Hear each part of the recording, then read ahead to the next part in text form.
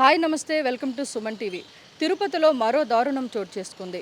కిలాడి దంపతుల దందా బయటపడింది. తిరుపతిలోని యువతని ట్రాప్ చేసి వాళ్ళని బ్లాక్మెయిల్ చేస్తూ వాళ్ళ దగ్గర నుండి నగదును తీసుకుంటున్న భార్యాభర్తలు ఒక బాధిత యువతి ఫిర్యాదు మేరకు వారి యొక్క భాగోతం బయటపడింది.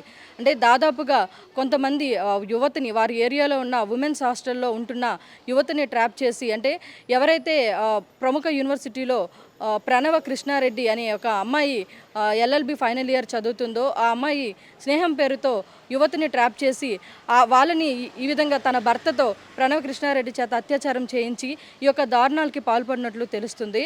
అయితే ఈ విధంగానే విమెన్స్ హాస్టల్లో ఉంటున్న యువతులని స్నేహం పేరుతో మాయమాటలు చెప్పి తన ఇంటికి ఆహ్వానించి ఆ పైన మద్యానికి అదేవిధంగా గంజాయికి బానిసగా వాళ్ళని మారుస్తూ తర్వాత తన భర్త చేత అత్యాచారం చేయించి వీడియోలని ఫోటోలని వారి యొక్క ఫ్యామిలీకి పంపిస్తున్నట్లు తెలుస్తుంది. ఈ నేపథ్యంలోనే తన స్నేహితురాలైన కర్నూలుకి చెందిన ఒక యువతిని ఇదే విధంగా ట్రాప్ చేసి ఒక 2 ఏళ్ళుగా గంజాయికి ఆమెను బానిసగా చేసి తన ఇంటికి తరచుగా పిలుస్తూ ఆమెని తన భర్తతో కిషోర్ రెడ్డి చేత అత్యాచారం చేయించి ఆ వీడియోలని అదేవిధంగా ఫోటోలని తీసి బాధిత యువతి అన్నకి అదేవిధంగా తనకు కాబోయే భర్తకి పంపించడం జరిగింది. ఈ నేపథ్యంలోనే తను స్నేహం పేరుతో మోసపోయానని గుర్తించిన ఆ యువతి తిరుపతి ఎంఆర్పల్లి పోలీసులను ఆశ్రయించడం జరిగింది. అయితే ఎవరైతే ఈ యొక్క దారుణాలకు పాల్పడుతున్న ఈ దంపతులు ఇదివరకు కూడా ఇదే విధంగా తిరుపతిలోని విద్యానగర్కు సంబంధించి అక్కడ కూడా ఇద్దరు యువతుల విషయంలో కూడా ఈ విధంగా వాళ్ళని మోసం చేసి దాదాపుగా 5 లక్షల వరకు కూడా నగదును తీసుకున్నట్లు కూడా గుర్తించారు. అయితే ఎక్కడ వారు భాగోతం బయటపడిందో ఆ తర్వాత వారు మకం మార్చినట్లు కూడా తెలుస్తుంది. ఈ నేపథ్యంలోనే ఇలాంటి చర్యలకు వీళ్ళు పాల్పడుతున్నట్లు కూడా గుర్తించారు.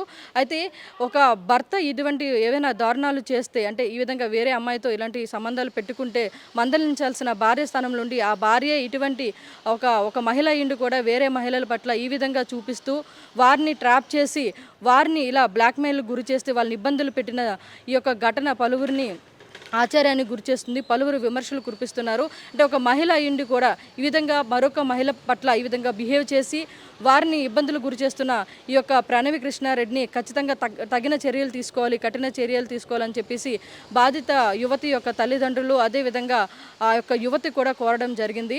అయితే ఎవరైతే ఈ ప్రణవ కృష్ణారెడ్డి ఉన్నారో వారి యొక్క భర్త ఇదివరకు ఒక బిజినెస్ చేసేవారు. అయితే ప్రస్తుతం ఎటువంటి బిజినెస్ లేకపోవడంతో బలాదూరుగా అంటే మామూలుగా తిరుగుతూ ఉన్నాడు.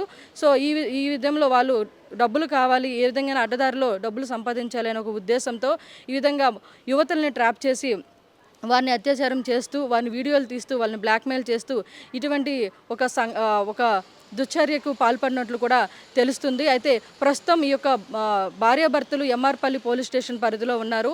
ఇంకా వాళ్ళని లోతుగా పరిశీలించి విచారణ చేస్తారని చెప్పి తెలుస్తుంది. అయితే ఈ యొక్క మహిళ ఇండు కూడా ఇలాంటి దారుణాలు పడుతుంది కాబట్టి ఈ మహిళపైన కఠిన చర్యలు తీసుకోవాలి, అదేవిధంగా ఇద్దరు భార్యాభర్తల పైన కూడా చర్యలు తీసుకోవాలని చెప్పేసి పలువురు విమర్శలు కురిపిస్తున్నారు. Keep watching Suman TV.